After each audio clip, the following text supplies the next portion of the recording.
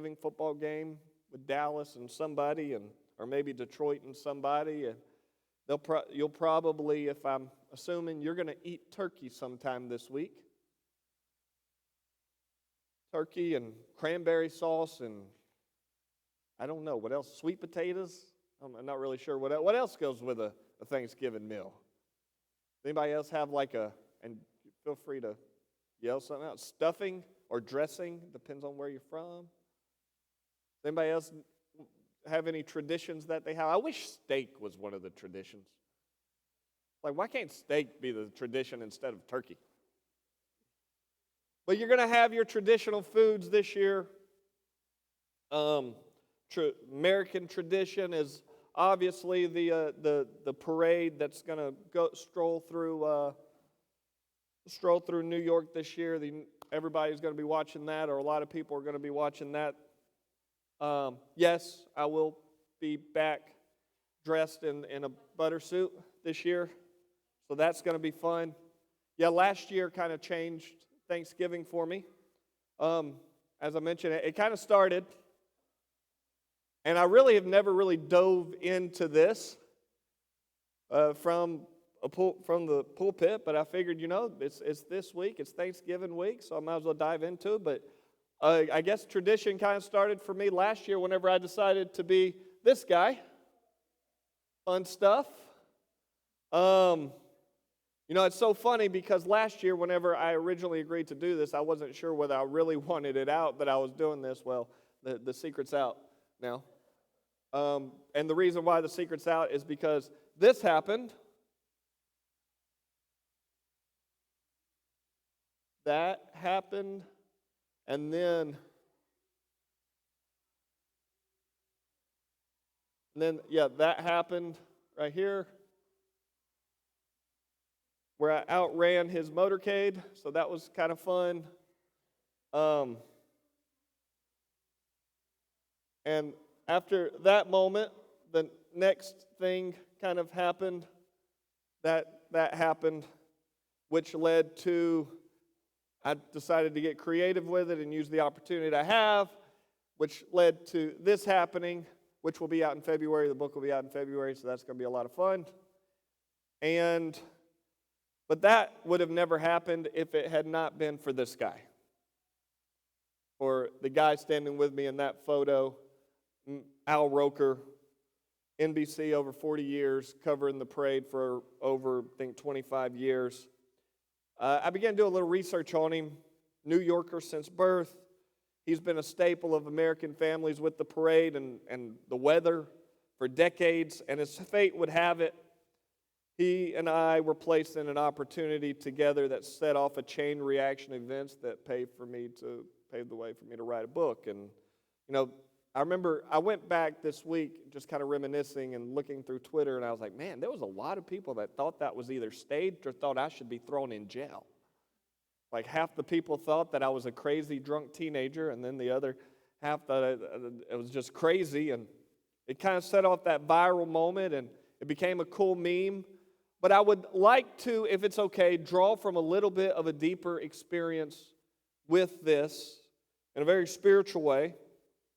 And it's simply this: no one has ever gotten to where they are in life without someone paving the way for them.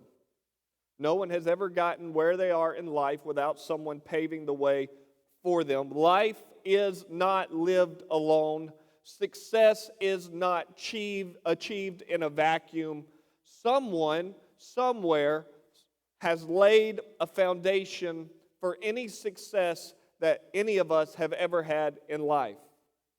And for that, it is always appropriate to simply say, and at the risk of sounding like a Bernstein Bear book here, thank you. Thank you. So on this Thanksgiving service, I would like to tap into this subject, a thankful heart. A thankful heart. A thankful heart. One of the first times that I ever preached, I preached everything I knew, or it seemed like I preached everything I knew, and somebody was very, very kind. They came up to me and they said, Donny, that was such a good message. That was such a good word. And, in my mind, was trying to like be Mr. Spiritual. Oh, thank you. It was all God. God gave me the word. It was well, my pastor, who was an elderly gentleman, was standing right behind me, and he comes up after I had that encounter, and he taps me on the shoulder, and he gets in my ear, and he just simply says, "Next time, just say thank you. Just say thank you. Smile and say thank you." Romans 13:7 says, "Render therefore to all their dues, tribute to whom tribute is due, custom to whom custom, fear to whom fear, and honor to whom honor. Give honor where honor is due." I don't know if you've ever seen those success memes, those poster boards that, I don't know if they're in the mall or the airport or wherever, but the success pictures. One of my favorite is this right here. It's the picture of a turtle. And it says, anytime you see a turtle up on top of a fence post, you know he had some help. Anytime you see a turtle on top of a fence post, you know that he's had some help. No one has ever gotten to the top of where they're at. No one has ever succeeded in where they're at. And no one has ever been blessed with what they have if somebody else didn't help them. Life is not lived in a vacuum. No one is a self-made person. Somebody stuck their foot in the door for you. Somebody stuck their neck out for you. Somebody took a risk on you. Someone took a risk. There's always someone who's laid a foundation. Take this church, for instance. I received a text message. I didn't even realize it. I guess I need to pay more attention to this. But the other night, I received a text message from Pastor Smith, who was the founding pastor of this church. And he said, "Happy 17th anniversary, Westchester Church." I was like, oh, wow, 17 years. Well, 17 years ago from Arkansas, Steve and Lori Smith moved from Arkansas to New York to start a church in Westchester, New York. They built a church on a firm foundation of truth. They built a church on integrity. They built a church on strong character. What we enjoy today, what me and my family enjoyed today, was a direct result of their sacrifice and their dedication and them deciding to act on faith whenever they didn't know if this was even going to work. And so to them, for their act of sacrifice and for their act of courage to do that, I simply say thank you. It's always appropriate to say thank you.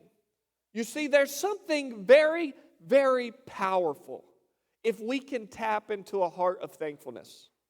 Ephesians chapter 5, verses 19 through 20 tells us to speak to one another with psalms and hymns and spiritual songs, singing, making melody in your heart to the Lord. And then look at this. Always giving thanks, always, for the things to God the Father in the name of our Lord Jesus Christ. He said, giving thanks always. 1 Thessalonians 5, 16 through 18 says, rejoice always. Rejoice always. Verse 17 says, pray without ceasing. And then look at the next verse. In everything. In everything, give thanks. Why are we supposed to give thanks in everything? Why do I need to give thanks for this? Why do I need to give thanks for that? Why is it important for us to give thanks in everything? It's simple. Because it's the will of God in Christ Jesus concerning you. The will of God is for you to give thanks. The will of God is for you to be thankful. The will of God is for you to have a thankful heart. That is the will of God. You wonder what the will of God is. Sometimes I think we make the will of God or the calling of God or the purpose of God very, very difficult. It's like we have to like search and we have to blast a hole through Mount Everest in order to find the will of God. That's how we can feel sometimes. But the truth of the matter is that the will of God is very simple. Give thanks in everything. Give thanks in everything. Have a thankful heart. Look at what the phrases that he used. Paul's main subjects here are praise, thanksgiving. But I want you to notice the other important words in this passage. Always, continually, in all circumstances. He is talking about a continual attitude of thankfulness, a thankful heart. I believe the answer lies in our perspective on thanksgiving, on how do we have this attitude, this mindset. How in the world are we supposed to give thanks in the middle of a crazy world? How are we supposed to give thanks in the middle of circumstances? How are we supposed to give thanks whenever the truth of the matter is it doesn't feel like there's much to give thanks for? How do we continually give thanks always? The answer is our perspective of thanksgiving. We need a proper perspective. To be thankful in all circumstances, we need a proper perspective of our circumstances, and we need a proper perspective of our God. You need a proper perspective of your circumstance, and you need a proper perspective of your God. Only then will you be able to give thanks always. In Luke chapter 17, we read about these 10 men who were healed by Jesus. They had leprosy. Jesus heals the 10 men. He says, I want you to go show yourself to the priest, because in that day it was proper for them, after they felt like they had been healed, to go show themselves to the priest. The priest would give them a clean bill of health, and they would be able to move about society freely. Jesus heals them, and he says, go do what you got to do, get clean, move about society. 9 of them went to the priest. 1 of them turned back around to say thank you, and he was a Samaritan. The 9 Jewish men, they didn't think to say thank you. The 1 Samaritan turned around and said thank you. I find that very, very interesting. Why was the 1 Samaritan the one to turn around and say thank you, but not the 9 Jewish men? Sometimes I wonder, did they feel like they had a spirit of entitlement on them, that you're entitled to heal me because of my culture. You're entitled to do this with me because of my race. You're entitled to do this for me because we're the same. But there was one who had a grateful heart, who turned around to Jesus and simply said, thank you. Jesus asked, where are the 9? And then he looks at the man who had a grateful heart, who said, thank you. He looks at this one and he says, your gratefulness has made you whole. You're made whole. They're healed, but you're made whole. There's a difference between a healing and a wholeness, and wholeness comes from a grateful heart. You cannot be made whole if you are not thankful. You cannot be made whole if you're not thankful. Psychologists today tell us that sincere gratitude, thanksgiving, is the healthiest of all human emotions. The father of stress studies was noted as stating that he said that gratitude produces more positive emotional energy than any other attitude in life. Gratitude. Why do we have an entire day to celebrate thankfulness? Because there's something special about a grateful heart and a thankful heart. And whenever the heart is thankful and genuinely thankful, whenever you can say thank you and not attach any strings to it, whenever you can say, you know what, I truly am grateful for you. I truly am grateful for what you did for me. I truly am grateful and I'm thankful, and my heart is full of thanks. What it does is it endures you to people, and it endures people to you. Endears people to you. For you see, thanksgiving is not only good for the giver, but it's also good for the receiver. And thanksgiving should be expressed. Now, I know this may seem very, very simple, but it's good to say thank you. Henry Frost served many years as a missionary to China. In his journal, he wrote of a very different time in his life. He says, And I quote, I have received sad news. I have received sad news from home. A deep shadow has covered my soul. I prayed, but the darkness did not vanish. I summoned myself to endure, but the darkness only deepened. Then I went to an inland station and saw on the wall of the mission home these words: try Thanksgiving. I did. And in a moment, every shadow was gone, not to return. Maybe the psalmist was right whenever he said, it is a good thing to give thanks to the Lord. It is a good thing to give thanks to the Lord. The year 2020 has been a hard year. Has 2020 been hard for anybody? 2020 has just been a hard year. Has anyone, let me ask this, has anyone prayed a prayer that did not get answered this year? Anybody prayed a prayer that didn't get answered? Has anybody had to kind of force themselves to get up maybe one day and muscle through it? I've just got to muscle through today. You've told yourself, you know what, there's got to be light at the end of this tunnel somewhere. Got to be. But then all of a sudden the light never came and it just seemed to get darker. I'm not going to dabble into false hope today and tell you, oh, well, everything's going to be okay tomorrow, because the truth of the matter is I don't know if it will or not. It might get worse tomorrow. You might get the diagnosis you're not looking for tomorrow. You might get the bad news you don't want to get tomorrow. I don't know. I can't tell you that it's going to get better. But I do have an idea for today. Why not try Thanksgiving? Why not try Thanksgiving?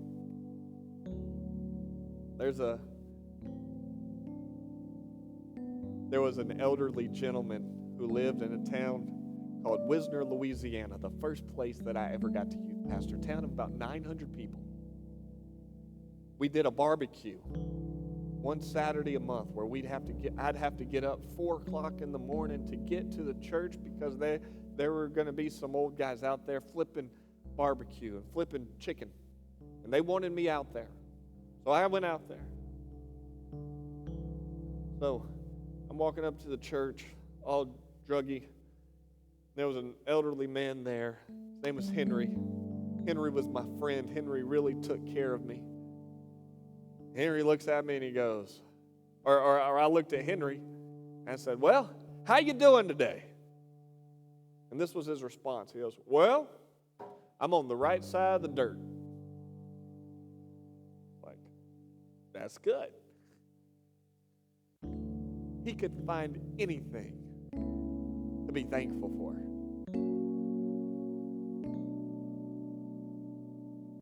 Got an idea.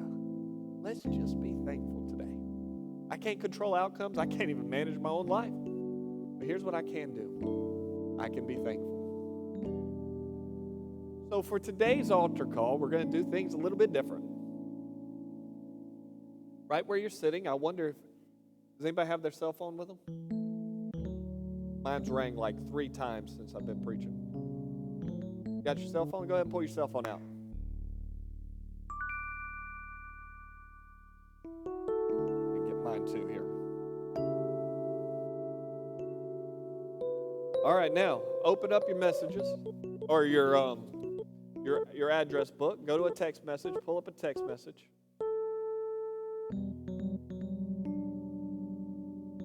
I'm going to ask you a question, and the first person that pops in your mind, stick them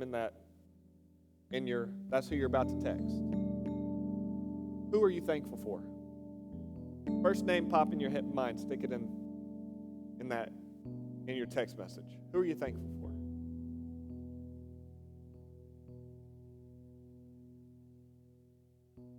I've got mine. Now, I'm going to ask you another question. Why are you thankful for them? Stick that in the comment. Why are you thankful for them? You can start off, I'm thankful for you because.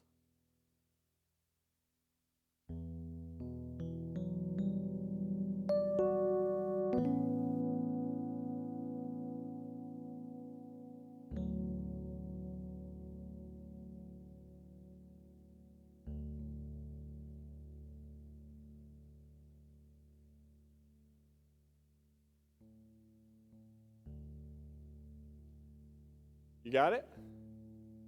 Everybody got their person and what they just text?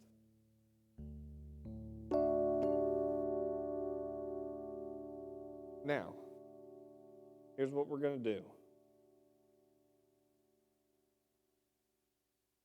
We're going to make somebody else smile today. I got a feeling whenever you hit send, whoever receives that text message is going to smile. And you just made someone's day better. People want to know 3 things. People want to know, do you love me? People want to know, will you travel with me? Can you lead me? Can you walk with me? And the people want to know, can you lift me? Can you make me better? Can you help me have a better day? Can you energize me? Who are you going to lift today? I don't know if you've done it or not. Go ahead and hit send.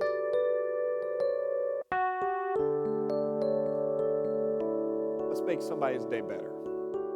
I'm thankful. I'm so thankful. I'm so thankful for you guys. I'm so thankful. I could go around the room, and there's a strong temptation inside me to do this and go around the room and tell every single person in this room why I'm thankful for you. But just know that I am so very thankful for each and every one of you.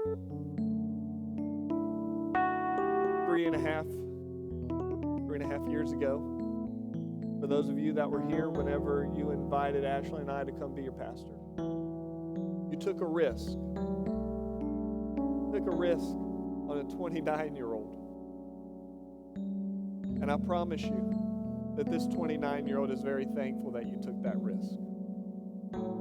I'm so thankful for every potluck that we've had together. I'm thankful for every game night that we've had together. I'm thankful for the friendships, and I'm thankful for the relationships. I'm thankful for that. And I will hope you know that I value each and every one of you so much. You give and you give and you give to this church. And I hope that in return that this church has made your life better. I sincerely do. And so, homework for this week. And I know this is a very different style ending than we're used to. But homework for this style this week is every day this week. It's Thanksgiving week. The whole week's Thanksgiving week. Think of one person every day that you can text or you can call, and your voice or your text is going to make their life better. Better. And that is the Thanksgiving sermon for 2020. Hope that you enjoyed it. Why don't you stand with me? I'm going to pray for you.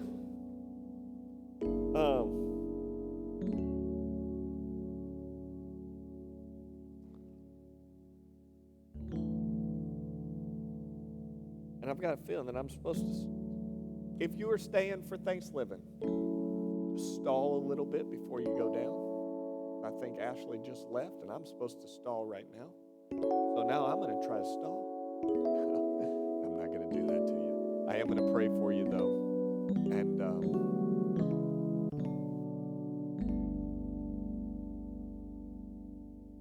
I do. I really do love each and every one of you. Whenever I tell you that I was completely nervous, I get nervous anytime someone says, hey, you know what? I want to go to Westchester Church. Because whenever they say that, I know that I'll be their pastor. And that makes me nervous. Because I want to do it right. And I want to love you right. And I want to love you as much as Jesus does. And that's really, really hard. Like impossible, but I want to try. And ultimately, I want you to go to heaven. But not only do I want to get you to heaven, I want your life right here better. I sincerely do. And I pray and I pray and I pray that Westchester Church can accomplish that. And today, the message is very simple. My prayer is that you'll have a thankful and a grateful heart through it all. Find the silver lining, find the thankfulness, and see how God can use you just by being thankful. Let me pray for you. Jesus, your word tells us to be thankful in everything. In everything, give thanks. So God, this day we thank you. We thank you for your goodness. We thank you for your mercy. We thank you for your loving kindness. You've been kind to us. You've been wonderful to us. And I thank you for that. God, every person in my life that has made me better, every person that has added value to me, every person that has loved me, every person that has helped me to get to where I am right now, I thank God for those people. I thank you for putting them in my life. I am a sum total of the people that you have placed in my life. It is because of them that I am who I am. It's because of their influence that I am who I am. God, I didn't make myself, but you made me. And you put influences in our lives, Jesus. You put people in our lives to make us better. You put people in our lives to make us stronger. You put people in our lives to challenge us. You put people in our lives to strengthen us and to build us up. God, I pray that you will give me a deeper love for Westchester Church. And I pray that you'll allow me to be able to lead Westchester Church like I've never led it before. And God, but most of all, I pray that you will give me the wisdom to be able to lift up the people of Westchester Church higher than they've ever been lifted before. We want to love, we want to lead, and we want to lift for your kingdom. In Jesus' name. In Jesus' name. Make somebody smile today. And at this time, you may be seated. I'm going to step away, and Brother Mike has some announcements for you.